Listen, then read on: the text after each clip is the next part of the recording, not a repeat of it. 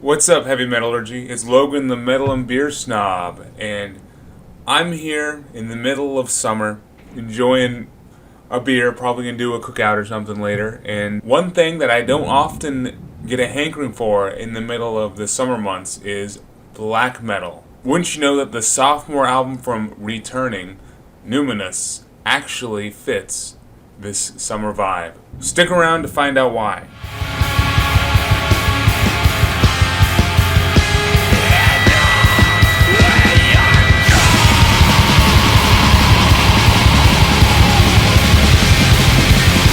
Summer in the American South is a very hot and muggy time of year, and music that complements this uncomfortableness would have to be death metal, stoner, sludge, more heavy metal leaning stuff. These are all genres that I kind of lean into during these months. As I said, black metal is not typically one of them, but here we are in June, and this Returning album immediately caught me. It was honestly a good change of pace from the typical summer jams that I'm listening to, but it still fit the scenery and what I was experiencing, in the New Orleans heat. Of course, before diving into the music, let's get the details out of the way.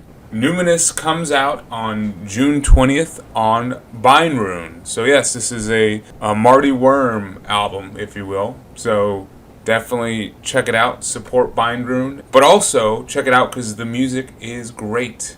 Returning is a two-piece from Olympia, Washington, and honestly, not too much is known, I feel like, about them. The members are Thuja and Heron.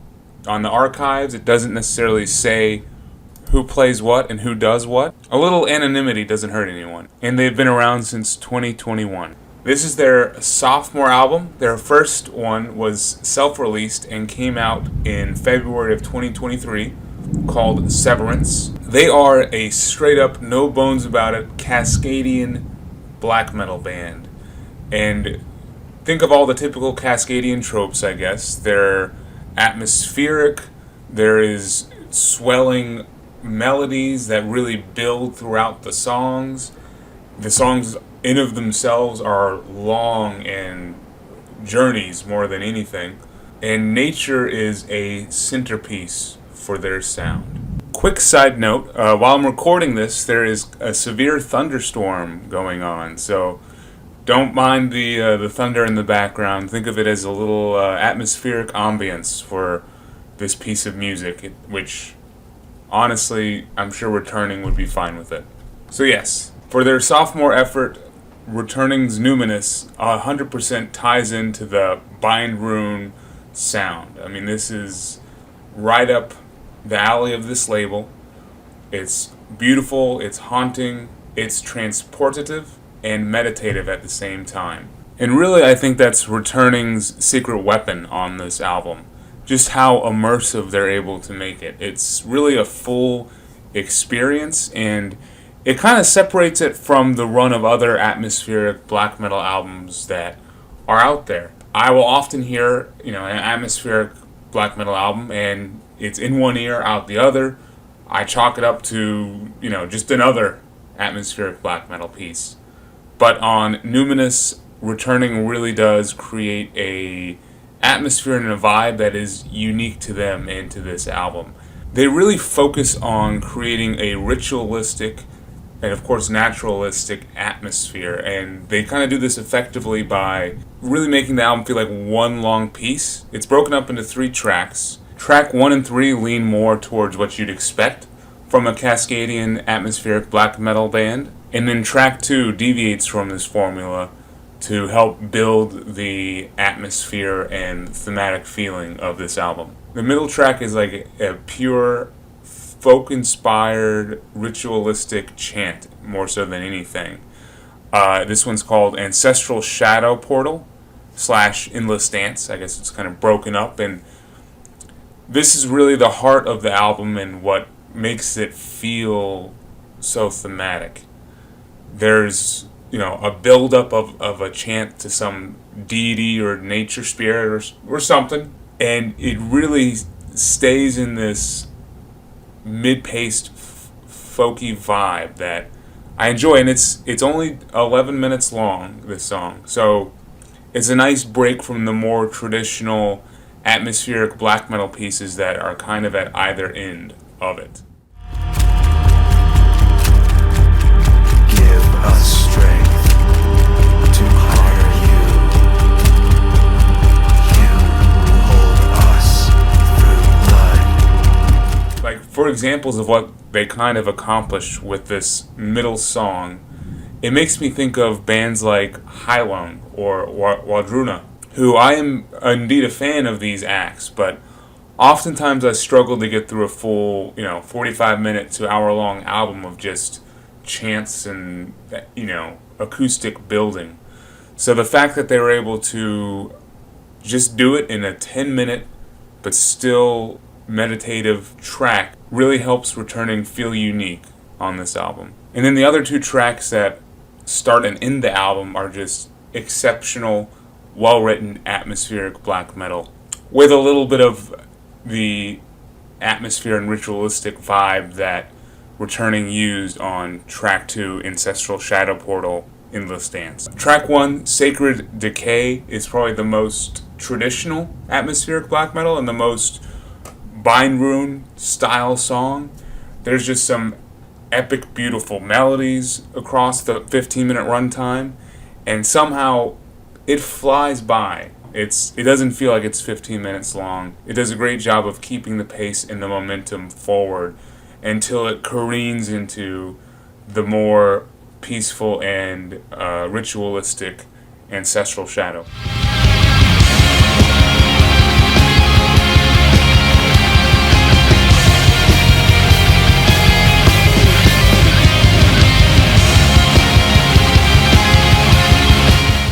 Track 3 is my favorite song on the album, Offerings to the Great Circle.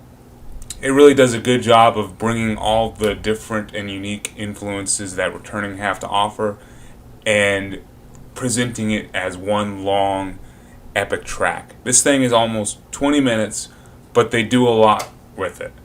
So typically the vocal style on this is more of that hoarse, like almost hardcore-like rasp. But when we get to this song, they start to bring in a little bit of clean singing. It goes from a more earnest and almost desperate kind of shout in the beginning of Offerings, but then towards the end there's this clean break, and the clean singing is just beautiful. And then when all the black metal elements come back in, the clean vocals stay in the music just long enough to really hit a powerful note that does feel like a suitable climax for an album like this.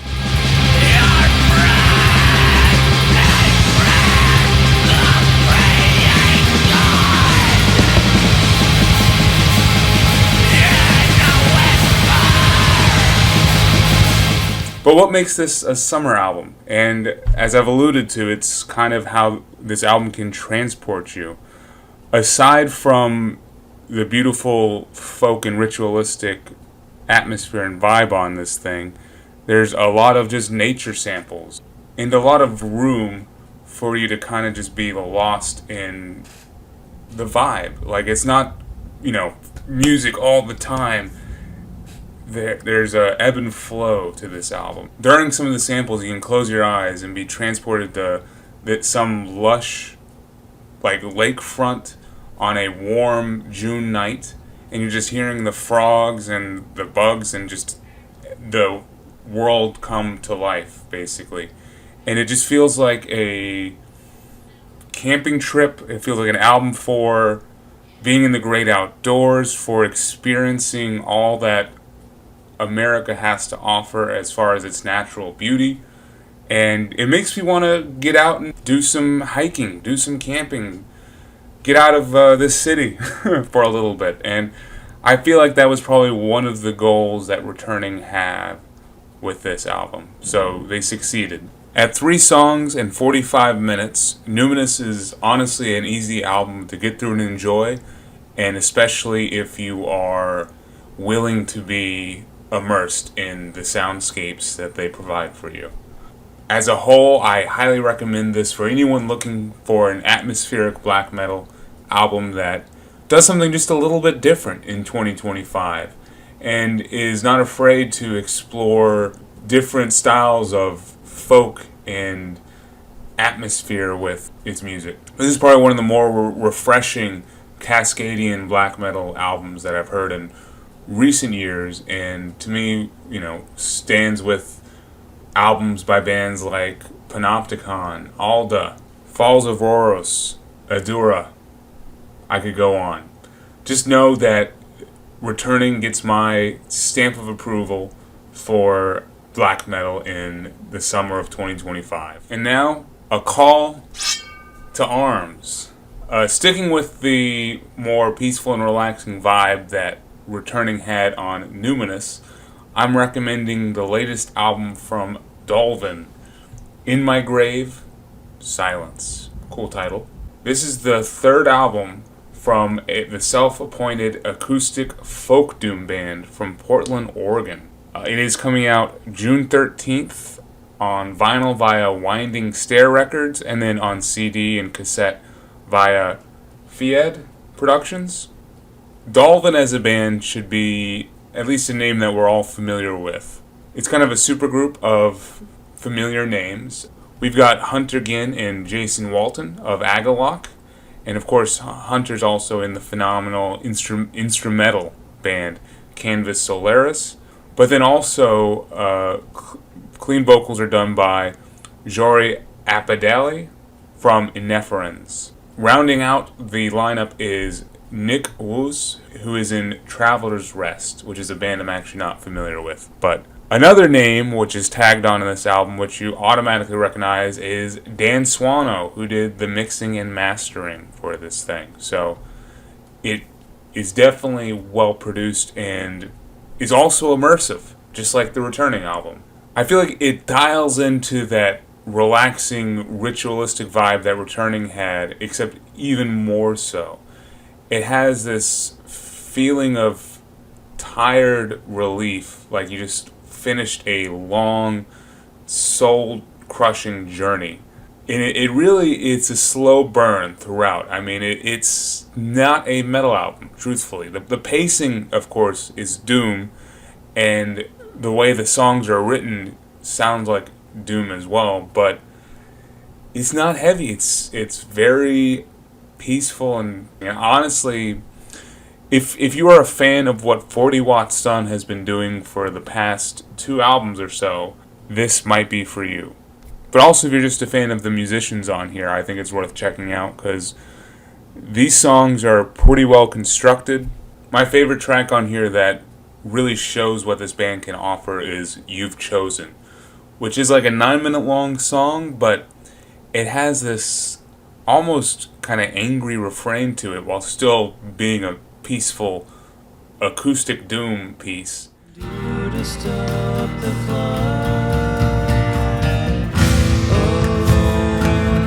Broken, bitter, this is what you chose. If you're looking for something a little bit different and maybe not quite metal, I would definitely check out In My Grave, Silence by Dolven. So there we go, some music for your summer nights here. Thanks for checking it out. As I said, I'm Logan, the Metal and Beer Snob. Check out my channel if you're interested. But for sure, stick around the Heavy Metallurgy channel for other reviews, the main show, which happens every Friday with Marty and Alan, and then of course I'm a part of the Album Club, which is every Wednesday night, featuring myself, Marty, Kellen from Killing for Company, and Jim from Iowa's Recordings. That's a good time. But once again, thank you for watching, and cheers.